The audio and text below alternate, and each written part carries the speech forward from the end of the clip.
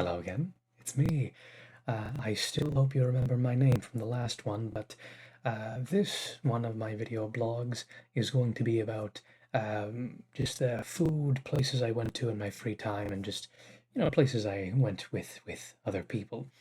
Now, of course, I could be doing this about one of the many different places that we went on the program, such as the um, trash incineration plant. We did various storytelling things, or um, like, say, university visits, like Azabu University, that lasted a couple of days. Um, However, I believe that you've seen a lot of what we did in those places in other video blogs, so I think I'll take the opportunity here to show off some of the different places that you can go, since I went to a lot of different places myself, so you can see some exclusive content here. But anyways, let's get on with it and go to the first, big place that I would recommend, Odaiba. Now, Odaiba is a place which I was put onto by one of the Tokyo University of Agriculture students. Or, no, actually, it was one of the students from Azabu University. I think it was Takaya. But I was recommended to go to Odaiba, which is a sort of islandish area. There's a lot of, um, well, yeah, there's a lot of like pop culture things. There's a big Gundam statue. Now, I personally wasn't able to see the Gundam statue, so you won't see it in this slideshow, but uh, it is there. There's also a couple of there's like a theme park. There's a huge mall called the Odaiba Diver. But here are just some of the views that I saw just trying to see the attraction that I think Odaiba is possibly known best for. I'm not certain. Um, the Statue of Liberty. Uh, as you can see here, this is in Aqua City, in case you yourself want to take a visit there. But this is inside of the diver. This is the food court specifically. I don't know why I didn't take photos of anywhere else in the mall, but there are several floors to it. I think there's like 5 floors. When I was there, it was very late, so most of the stores had already closed. However, I say this to recommend that if you do want to go to Odaiba, do so earlier in the day, or at the very least, do try and do it a little closer to sunset rather than when it was already dark out, because the train rides are pretty long. But yeah, when I was out, I just saw this big thing called Odaiba Illumination. I wasn't sure what it was, but it was just a sign. But when I was about done with my adventure in Odaiba here, I decided to go get some food at this place called Kuaina. It's a Hawaiian cafe. And all of this, like coconut lemonade, this huge burger, it was big. It was quite large. These fries, the view, because the view was out onto this sort of area, so you could see the Statue of Liberty from where you were, and it was even higher up. But it was very, very affordable for what it was. I forget the exact price, but I just remember being surprised by the price and how reasonable it was. But I highly recommend if you're going to go to the area. This is inside of the Diver Mall, the Diver City Mall. This is the food court. This is what I got in the food court. This is takoyaki. And if you've never had it, it's like a little bowl of fried dough with a bit of octopus inside. I'm explaining it in a way which doesn't make it sound very appetizing, but trust me, it's very good. Very hot. Very, very hot. So please bear that in mind. Um, I know I've already showed you a lot of different pictures of Odaiba, but I think just one more is warranted. But after that, let's go on to the food section, because I think the food in Japan is one of the most standout parts of the trip that I experienced outside of, the academic enrichment of it all. So this is one of the places I went to with other people. As you can see in this picture, I went there with Makaya. You actually saw this place in her travel vlog. It's called Hoshino Coffee. Um, Now, this is a sort of fruit tea. It was iced. It was very good. But the real star of the show here was this plate. This was omerice or omelet rice. There was a very thin omelet draped over ketchup rice. So when you scoop it out, it comes with both the egg and the rice already in there. There's this salad, I suppose. It's really closer to a couple of leaves and some ranch, but it was still good. The souffle pancake, which is, it's a souffle pancake, it's good, and then the little cup of maple syrup. But the real star of the show in this entire plate was this beef stew. This food was so good, I was nearly brought to tears, let me tell you. It was transcendent. There is no way that I can describe this food without not doing it justice. You have to go and you have to try this. Please. But next, let's go to another place that I went to, Cafe Gusto. Now, I should specify, I don't quite remember the exact location of all of these. However, since a lot of them are, chains, you can probably find one in an area. But I just keep a lookout for these things. So Cafe Gusto. I also had some other food here, but the two interesting things I took pictures of were this huge plate of shaved ice that came with a little bit of, I'm not even sure if it was whipped cream or just something else, but it came with a little dollop of cream on top, and it was like berry flavored. And then this was a miniature corn and mayonnaise pizza. So you've heard of Hawaiian pizza being offensive to Italians. I think this is the American equivalent to it, but it was good. It was still good. But it definitely was something which I thought, oh, I have to try that just because it's an odd flavor combination. Now, if you do go on the trip, Sangobashi is going to be where you're going to be located in first. That's where the National Olympic Memorial Youth Center is. Um, and so this is a karage place or a fried chicken place in Sangobashi. It was pretty good. It was fried chicken. I don't know what else to tell you. The sauce was nice. The sauce was pretty good. You can see in the photo here that there was an apple. Funny story about that apple, actually. We were on the way to visit a nuclear reactor or a nuclear power plant or some such.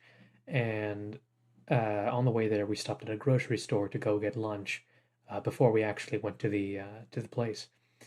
And on a whim, I thought, oh, I feel like having an apple.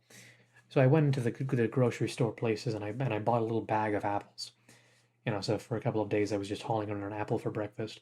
Actually, I recall when we visited the second branch of TUAT, which I'll get into later, one of the students who I was speaking with, his girlfriend went up to me and was like, "Oh, very American," when I was eating an apple for breakfast. We were both confused, but apparently she just thought, "Oh, apples for breakfast, that's a very American thing." Uh, that's just a fun tangent. But one thing that I'd like to go over here is this revolving sushi place called Sushiro. Now, this place is a place that I went to in my own time for dinner one day, and they were having a collaboration with a game called Honkai Star Rail. Um, Now, I happen to be a fan of this game, so that was a nice surprise for me. As you can see, the plates, the seats, everything bar the food itself was themed after this game. And after I ordered some food, they gave me a plate. They gave me an actual plate for food. Well, it's a sushi plate, but they gave me this little box with with this plate in it. They also gave me like bookmarks and stickers, and I bring this up just to say if you do go to restaurants, be on the lookout for any like collaborations or limited time events because they love giving merchandise away, and it's always very cool stuff like this. It's not like underwhelming, I suppose, is the better word for it. Um, Now this is now I'm gonna go into Meiji Shrine now. Meiji Shrine is the closest shrine to the National Olympic Memorial Youth Center of the NYC. So it's within walking distance. It's connected to a very large park. It's very nice. If you enter the area from a certain angle, I forget exactly how you have to enter it, but there is a little cafe that serves ice cream and drinks and I forget what else, but they had this roasted green tea flavored ice cream. And, I thought I have to try that because one thing about Japan you might not know is that they love their green tea. It's almost, if not more popular than coffee there. Green tea is the default kind of tea. Seeing black tea is out of the norm. But this is a Kelpis soda. Kelpis is a sort of yogurt drink, but this was mixed with sparkling water. It doesn't sound good, but it's very good. Please try it. Oh, and speaking of lactose drinks, in the NYC, there's a vending machine. When I was there, they stocked a drink called Skal, spelled SKA, like the Scandinavian A, the one with the little circle on top of it, L. And that was very, very good. I highly recommend trying that as well if they still stock it by the time the next group of students gets there. But anyways, I'm going to show you some photos from Meiji Shrine now. This was the photo that I took on my way out. I don't know these people. They just happened to be in the photo. I just, because I don't know, maybe you thought that since they're the only two people in the photo, I might know them. I don't. This was a photo that I took on the trail because there's like a weird winding trail there. It's very long. It is very nice because I did this at sunset, so it was all very golden. This is inside of Meiji Shrine itself. It's a very flat, open area here, but there are some side places like there's a place where you can put in monetary offerings, you can get omomori, very similar kind of services to Itsukushima Shrine in Miyajima. You'll know what that is if you watched my last video blog. Do that. 7-Eleven. Now, technically, this photo was taken before the program actually started, but potato, potato. This is just to say, don't sleep on kombini food. Convenience store food in Japan is not like convenience store food in America. It's not like just kind of vaguely dangerous food. No, it is actual food. They have these melon buns, and I discovered on this trip that I really enjoy the flavor of muskmelon. So that is another recommendation of mine. They're very cheap. They're very good. They have a little bit of melon cream on top. They have filling of cream. It's very nice. Now, one place which had especially interesting food was the Yoyogi Park Night Market. Yoyogi Park is a place very close to NYC. Some would say even adjacent. I don't recall if it actually was, but I think it was. You could get there within walking distance very easily. Um, but there was a night market, and there was rows of local vendors. Some of them were selling, regular food. Like there was jerk chicken. There was, um, I think, like steak. There was, Japanese food, of course, of all kinds. There was like jewelries. There was a music performance at one point. I think at what they had like a boy band on stage because there's a stage connected to the night market, and I think there was a boy band. The group that I went with, we got there at the end of the performance, so we just kind of saw them leaving the stage. So I had to go up to them and ask like, "Hey, what's going on?" Turns out one of them spoke English, so we just kind of talked for a bit. But so that was fun. But to the main story about the Yoyogi Park night market, as you can see in the photo, this is raw beef. Not just one kind of raw beef, but two kinds of raw beef. There is raw beef sushi and a raw beef bowl topped with what I can only assume to be a mostly raw egg. This is what I ate. I ate this. The others in my group that had like fried chicken or or a lot of chicken. There's a lot of chicken in Japan. Um, but I had this, and let me tell you something. It was good. Don't let the fear overtake you. If you visit the Yoyogi Night Market, do it. Try it. And try the raw beef. Seal of approval. And another thing we saw there was the American long potato. Speaks for itself, doesn't it? Now I'm gonna talk about the because I went out to I just kind of walked around Tokyo for at night at some point, and on my just in my meandering, there was this place called Ichijoji Temple. I didn't do much there, but it's just a very nice photo. It's near the Tokyo Tower, um, and turns out you can get these little gold medallions in Tokyo Tower. You can get the holder for it and the coins. I'm sure in other video blogs you saw that there was Kumamoto Castle. We visited that, and in Kumamoto Castle they also serve these little. Well, serve is a strange word for it, but they sell these little gold coins as commemorative items. So I just assume that in various very important landmarks around Japan they have these, but I cannot confirm nor deny that. And now let's go into some other things with a lot more people. You might have noticed that there's not many people in my photos. I don't really like taking photos of people, but this is the first time that I went out during the trip. We at an izakaya with TUAT, the Kogane branch. Um, so these are the people that we talked to in our first sort of excursion of the trip. This is at an izakaya. They didn't tell me what the name was, but as you can see, there are a couple of people from the trip that you may recognize here. I think there was also there was somebody behind this person here, but I forget who it was. Here's a yakitori skewer from this same izakaya. It was quite good, so I recommend going to an izakaya. I'm recommending a lot of things, uh, but when I say it, I mean it from experience. It's good. Now, speaking of TUAT, the trip, at least the program that we were on, so I don't know if Professor Ibaraki decides to go to both next time or not, but um, we went to both the Kogane campus and the Setagaya campus.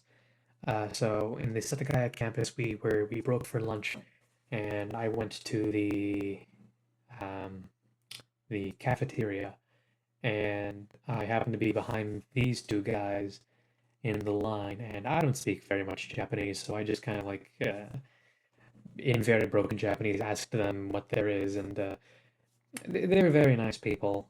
So that was nice. Now this is the Imperial Palace, or rather, this is outside of the Imperial Palace because by the time I got there, they were apparently doing renovations or something because they turned me away from the gate. As you can see, it is also like very much nighttime, so it could also just be have been closed. I don't know, but I still got a good picture out of it. It was a very nice walk. That's another thing. What just taking a walk in Japan, it really is nice. The air is the air is very clean. You can just walk around. There is very little worries about safety, but still do practice caution. I'm just going to say that to cover my bases. So on the trip, I'm sure that you've also seen that there was a buffet that we went to near the end of the trip where you can just have it's an all you can eat buffet where you can dip your own foods in this frying oil. Um, it was all right. Personally, I would say that it was a little difficult to get the food to actually cook, and I was scalded by oil a few times, but it was a novel experience. So, but it was pretty cool. Now this is the last izakaya that we went to, the last real event of the trip. So it was a what's the name? I forget the name, but it was a chef's choice thing where it's like a cycle, like a set cycle of food where you can order your own drinks, but there's going to be this set menu. And the tuna sushi was my absolute favorite. That tuna sushi at that final izakaya is something to look forward to the entire trip. If I knew that we were going to have something like that, I would have been significantly more excited for it going through. But here's just some more photos from the final, meeting of the students. This is outside of the izakaya. This is another uh, photo that we took outside. And then, at least for our trip, the students of the trip, I say students because as though I'm not part of the group because this was independent of me. I had nothing to do with this. Um, they decided to buy Professor Ibaraki and Professor Naraoka Labubus. As you can see, it was quite the event. People were quite rowdy about it. So yeah, that was just a relatively quick run through of a couple of, miscellaneous places, foods, places I went to with friends. I just wanted this video blog to really show you that, although this is an academic trip, and I would hope that you're doing this for academic purposes primarily, it's not business all the time. It is there is a substantial amount of time for yourself, and I think that there are a lot of very nice memories that you can make on this trip. Um, but now let's go over the things I got. So, yeah, this is just going to be a little section where I'm going to go over some fun stuff that you can get because I mean, you can get a lot of things. You can see that there's like the little plate here in the box. There's um when we went to Kumamoto Castle, there was a little village that you could buy different foods in. There was like um, ice creams, and there was this like honey syrup where it's flavored with fruits that aren't even in the U.S. But there was this one place that sold this Suica cider, which is a watermelon soda. And as I mentioned in the previous blog, I do collect glass bottles. You can actually see them back there. I only realized after watching the recording of the previous one that you can see that, but that's what that is if you're wondering. Um, but another one of the bottles that I got was this pear drink. That was at the Sky Tree, the mall attached to it. But yeah, I mean that was just a couple more things, but yeah, there's nothing really else for me to say. But yeah, I hope you enjoyed. I hope you enjoyed.